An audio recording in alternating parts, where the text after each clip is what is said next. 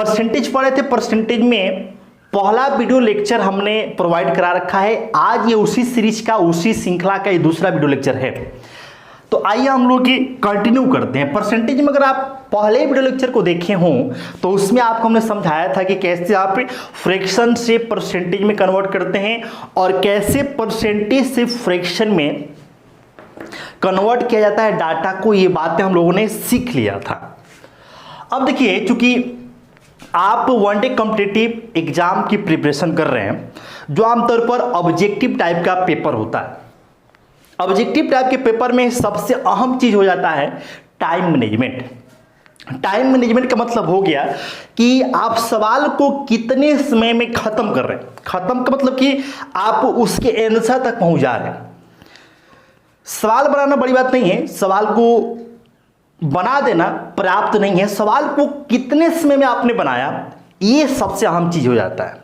यानी कि इसमें समय एक बहुत बड़ा फैक्टर है। तो सवाल जब आप बना रहे हैं तो वहां पर एक एक सेकेंड का भी अपना इंपॉर्टेंस है। एक एक सेकेंड आपको बचाना है, सेव करना है। एक एक सेकेंड अगर आप सेव करते हैं तो आगे चल के आपको 2 मिनट, 1.5 मिनट, 1 मिनट में कन्वर्ट हो जाता है।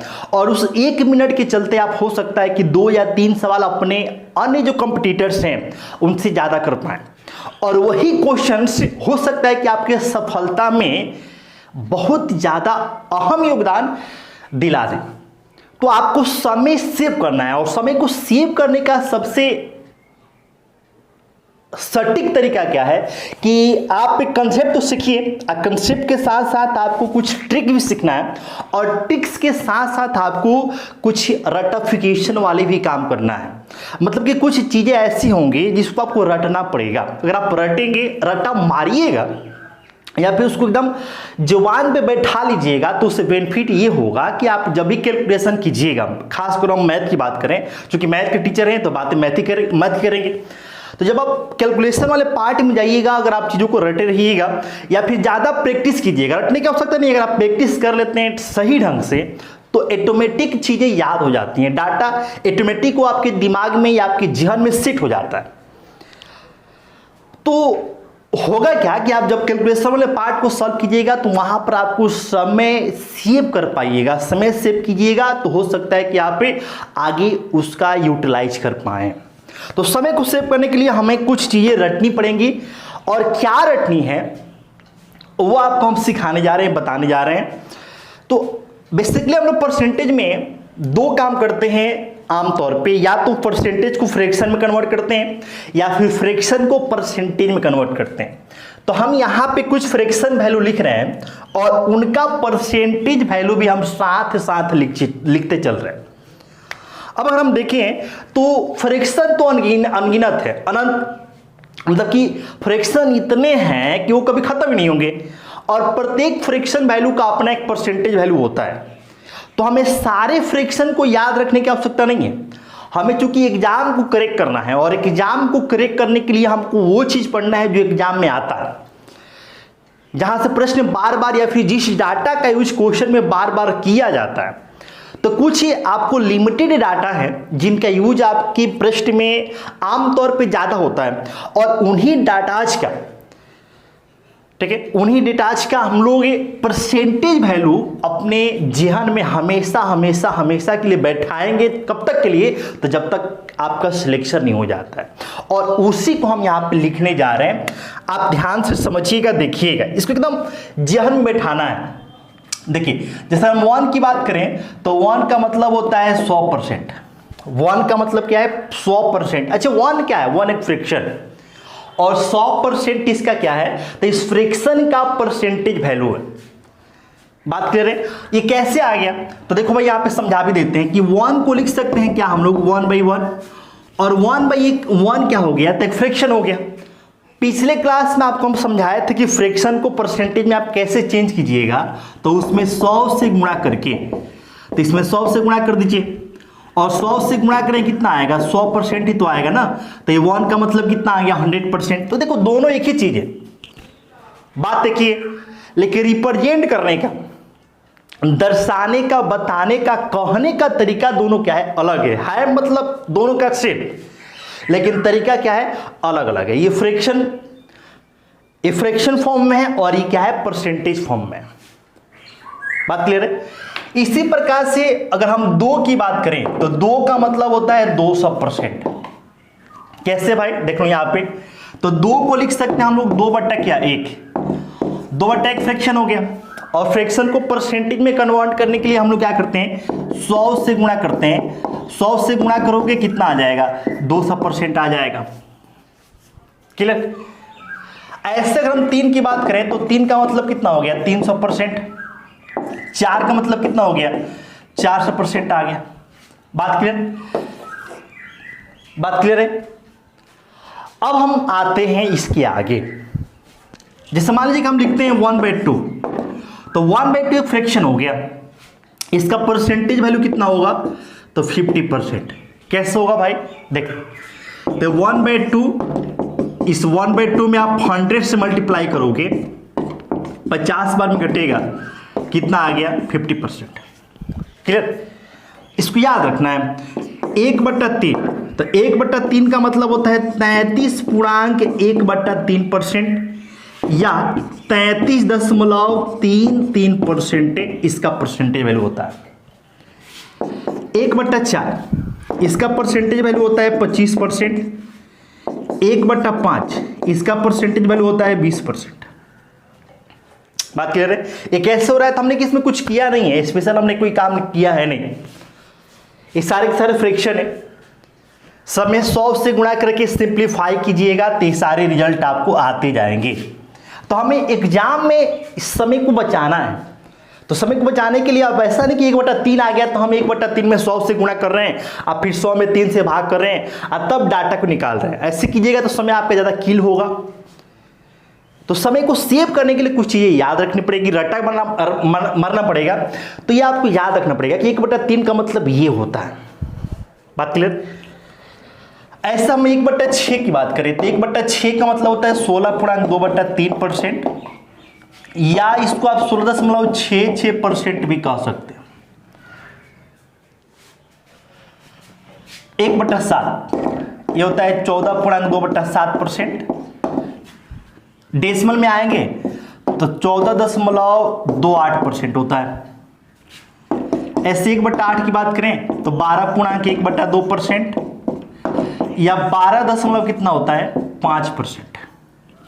1/9 तो 11.1/9%। क्लियर। 11.1/9%, या 11.11% होता है। ऐसे 1/10 की बात करें तो ये होता है 10%। 1/11 तो 9.1/11%, या 9.09%। 1/12 तो 8.1/3%, या 8.33%। 8 कितना हो गया, 33% हो गया। 8.33%। क्लियर। ये तो आपको हम समझाए थे।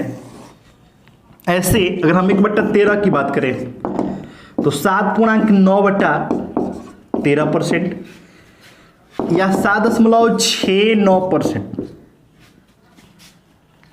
1/14 तो 7.1/7%, या 7.14% होता है। 1/15 तो 6.2/3%, या 6.66% होता है। बात क्लियर है। अब देखो इसका कोई विशेष यूज तो है नहीं ये वाला,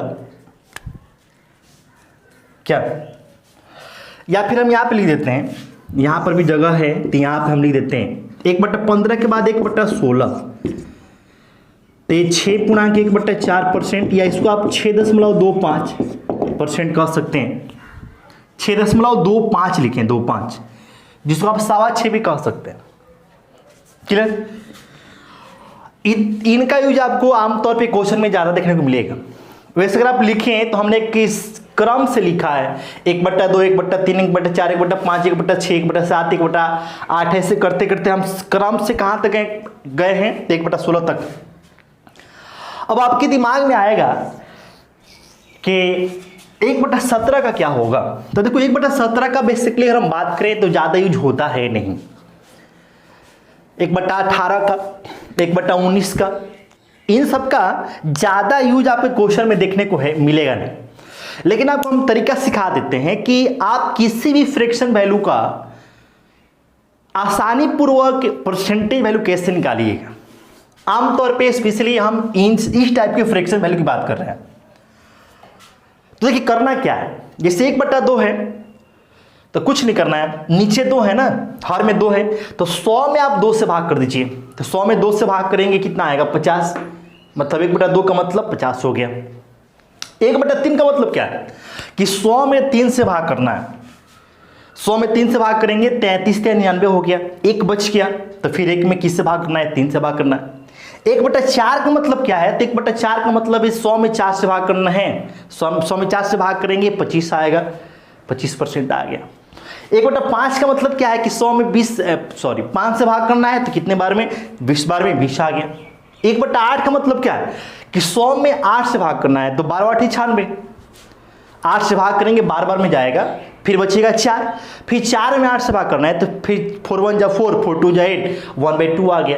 तो 12 होल 1/2, 12 होल 1/2 हो गया, या फिर 12 पुना के 1/2 आ गया।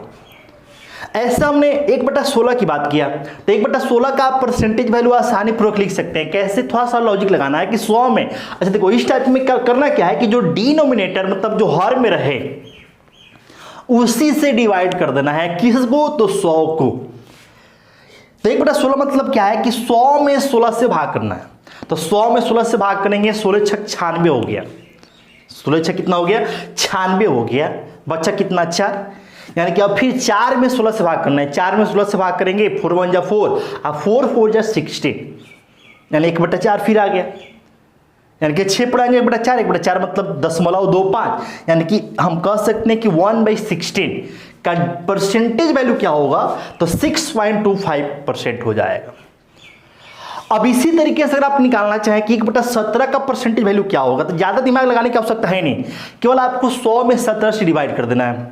तो 100 में 17 से डिवाइड करेंगे, 17 × 25 85, यानी कि 5 पूर्णांक, बचा कितना 15, 15/17 आ गया। 1/18 का परसेंटेज वैल्यू क्या होगा, तो 18 × 5 90, बचा कितना 10, 10/18 फिर काटेंगे 2 से डिवाइड होगा तो 5 फिर 9, यानी कि 5 पूर्णांक 2/9 आ गया। 1/19 का निकालेंगे तो 19 × 25 95, 5 पूर्णांक 5 बचा तो 5/19 आ गया। तो इस प्रकार से आप चाहें तो हर एक इस टाइप के हर एक फ्रैक्शन वैल्यू का परसेंटेज वैल्यू निकाल सकते हैं आसानी पूर्वक। लेकिन इसको एकदम जेहन में ध्यान रखना है, जब भी आपकी 1/8 दिखाई दिया मतलब आपके दिमाग में आना चाहिए कि हाँ 1/8 मतलब 12.5%। जब भी आपको 1/16 दिखाई दिया तो ये नहीं कि आपके दिमाग में फिर आप भाग कर रहे हैं 16 से 100 में भाग कर रहे हैं, ऐसा नहीं। आपको 1/16 देख लिया मतलब हाँ आपके दिमाग में आ गया कि 6.25%। जब भी आपको 1/11 दिखाई दे दिया तो आपको ये नहीं कि 100 में 11 से भाग करना है, आपके दिमाग में आ जाना चाहिए कि 1/11 मतलब 9.09%। इस प्रकार से आपको याद करना है।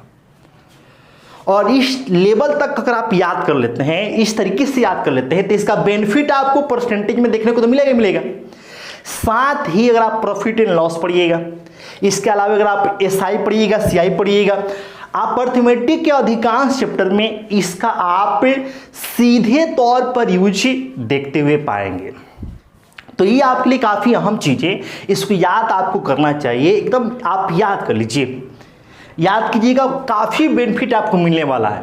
आगे आप जितने भी चैप्टर पढ़िएगा सीधे तौर पर इन सब का हम लोग यूज करने वाले हैं। तो जब भाई इसका इतना ज्यादा इंपॉर्टेंट है तो हम लोग इसको क्यों नहीं याद करें, बिल्कुल याद करेंगे, याद करेंगे ना, बिल्कुल याद करना है। एकदम आसान सा ये तरीका भी सिखा दिए कि भाई कुछ करना है नहीं। अगर आपको थोड़ा सा गड़बड़ हो तो बस एक टेक्निक याद रखिए कि आप जो डिनोमिनेटर में रहेगा मतलब जो हर में रहेगा उसी से डिवाइड करना है। किसको, तो 100। किसको भाग करना है, 100 को भाग कर देना है। बस सिंपल सा इसमें फंडा है और इसमें और कोई विशेष बात है नहीं। अब देखिए मान लीजिए कि अगर हमको निकालना पड़ जाए, इसको मिटा रहे हैं,